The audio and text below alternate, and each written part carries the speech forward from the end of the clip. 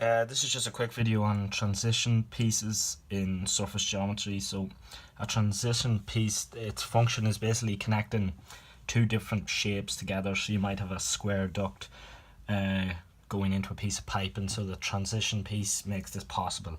If you just look, there's a couple examples in Anderson's book of different shapes of ones we may get, and basically generally what's asked in transition pieces is to develop these pieces out and to show the true shape. So there's a couple different methods we can use that pupils will be able to use to do this.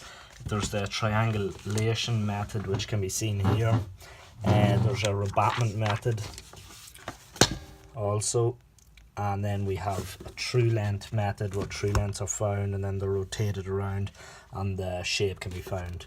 Also circular transition pieces, obviously they're rolled out just like you would in developments, and then it goes into it's quite a large subtopic area. It goes into the higher level section then, which is just more complex and more complex transition pieces and methods of the methods get a bit more complex to solve the questions.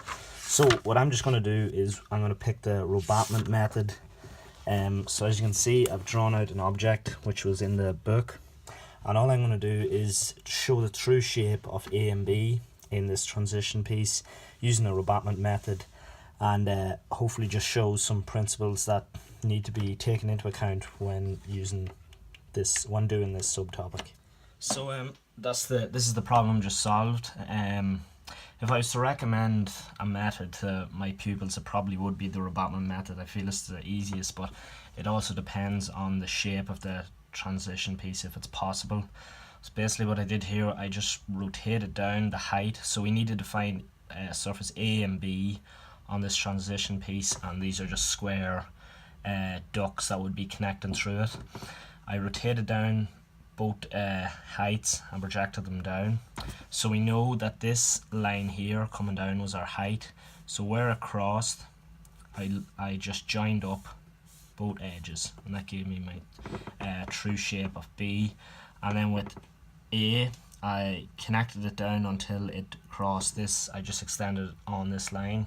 Where it hit it, I rotated it down until it hit here, and the same process again, joined it back to the smaller square duct.